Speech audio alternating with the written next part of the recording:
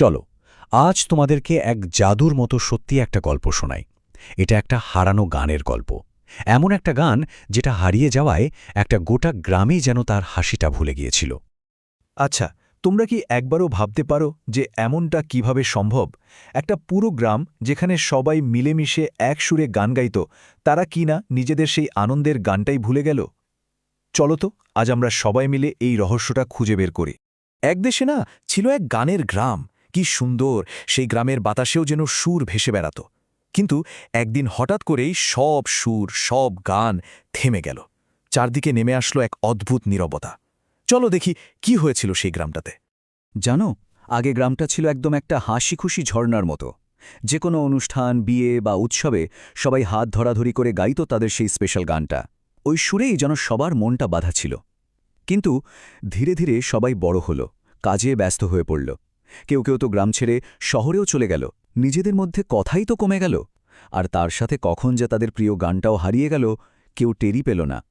সেই হাসিখুশি গ্রামটা হয়ে গেল একটা বিষণ্ণ, চুপচাপ জায়গা। কিন্তু এই চুপচাপ গ্রামেই একদিন এলো এক ছোট্ট মেয়ে।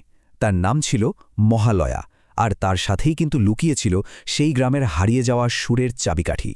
মহালয়া কিন্তু কানে শুনতে পেত না, কিন্তু জানো তো তার একটা বলা যায় জাদুর মতো ক্ষমতা ছিল। সে শব্দ দিয়ে নয়, মন দিয়ে সবকিছু শুনত।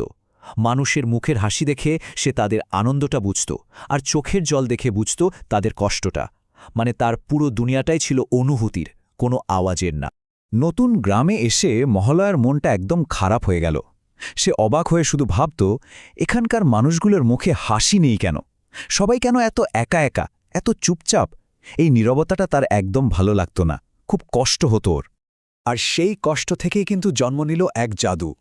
মহালয়া এমন কিছু একটা করল যা দিয়ে সে পুরো গ্রামের মনটাই বদলে দিল। জানতে চাও সে কি করেছিল? একদিন হলো কি, মহালয়া গ্রামের সেই খোলা মাঠে একা একাই নাচতে শুরু করল। তার পায়ে কোনো সুর ছিল না, কিন্তু মনে ছিল রাজ্যের আনন্দ। প্রথমে তো সবাই দূর থেকে অবাক হয়ে দেখছিল, কিন্তু তার নাচের মধ্যে এমন এক জাদু ছিল যে আস্তে আস্তে সবাই ওর চারপাশে জড়ো হতে লাগল। ঠিক তখনই ভিড়ের মধ্যে থাকা একদ্বিধা মহালয়ার নাচ দেখে আবেগে গুনগুন করে উঠলেন সেই হারিয়ে যাওয়া সুরটা। আর তারপর যা হলো তা তো ভাবাই যায় না। একজনের গলা শুনে আরেকজন, তারপর আরেকজন।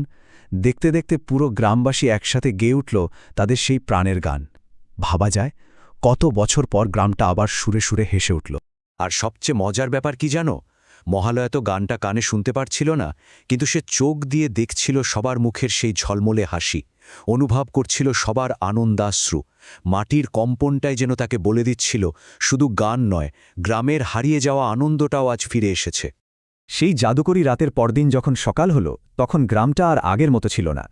আকাশটা যেন আরও বেশি নীল ছিল, আর বাতাসটা ছিল সুরে সুরে ভরা। এখন গ্রামের মানুষরা আবার একসাথে বসে গল্প করে, একসাথে হাসে। উৎসবগুলোতে আগের চেয়েও অনেক বেশি আনন্দ হয়। আর জানো তো, এখন সবকিছুর মধ্যমণি হল তাদের প্রিয় মহালয়া। তাকে ছাড়া গ্রামের কোনো আনন্দই যেন আর পূর্ণ হয় না।